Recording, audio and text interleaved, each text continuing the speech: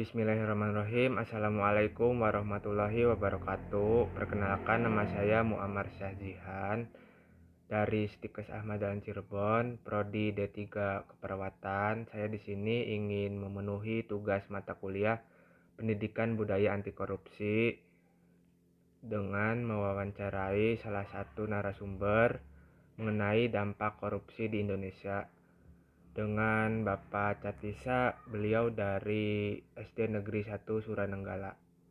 Baiklah, kita langsung saja ke penayangan videonya. Perkenalkan, saya dengan Muammar dari Stikes Ahmad Dahlan Cirebon. Saya di sini ingin memenuhi tugas mata kuliah pengembangan budaya anti korupsi. Di sini saya izin meminta waktunya sebentar untuk menanyakan pandangan Bapak tentang kasus korupsi di Indonesia. Nah, pada dewasa ini kasus korupsi di Indonesia itu masih saja meningkat dan dalam masa pandemi seperti ini korupsi di Indonesia itu malah menjadi-jadi. Nah, menurut pandangan Bapak, dampak korupsi di Indonesia itu seperti apa ya bagi negara dan juga masyarakat yang ada di Indonesia? Terima kasih. Kita mulai dengan arti dari korupsi itu sendiri.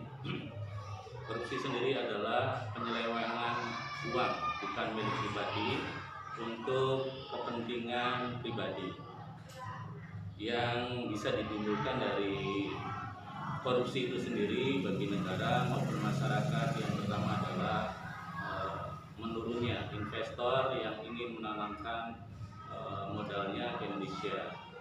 Hal ini karena kepercayaan investor akan menurun, sehingga dampaknya adalah laju pertumbuhan di Indonesia akan menurun. Kemudian yang kedua adalah tentunya angka kemiskinan di Indonesia itu akan meningkat tajam. Hal ini karena alokasi dana yang seharusnya dikucurkan untuk masyarakat itu tidak tersampaikan, sehingga dana tersebut terserap oleh koruptor yang mencekik kesejahteraan masyarakat.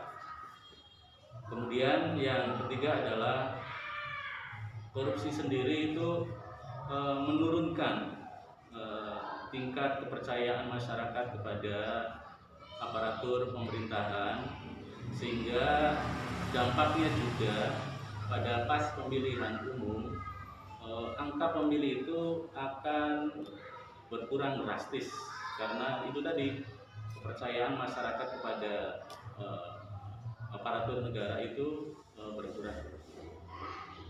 Barangkali itu saja yang bisa disampaikan mengenai dampak-dampak yang mungkin terjadi jika korupsi itu masih bercokol di Indonesia. Terima kasih.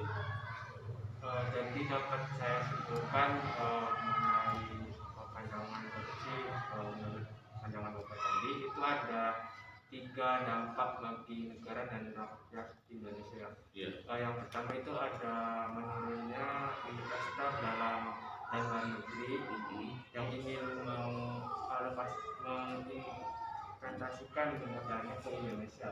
Dan yang kedua itu ada meningkatnya angka kemiskinan akibat dari alokasi kesejahteraan untuk masyarakat malah dikorup oleh para koruptor sendiri.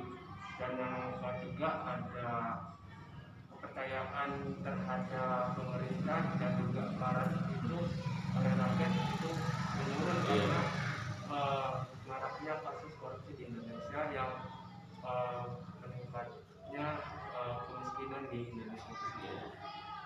Ini Bapak atas waktunya. Assalamualaikum warahmatullahi wabarakatuh. Waalaikumsalam warahmatullahi wabarakatuh. Baiklah, dapat kita simpulkan apa yang disampaikan oleh narasumber kita, Bapak Catisa, mengenai dampak korupsi di Indonesia. Menurut beliau ada 3 dampak utama korupsi di Indonesia. Yang pertama yaitu menurunnya investor dari luar negeri yang ingin menginvestasikan modalnya ke Indonesia.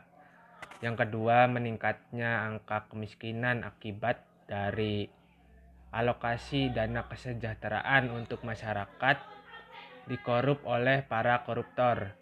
Ketiga, kepercayaan masyarakat kepada pemerintah itu menurun karena maraknya kasus korupsi di Indonesia.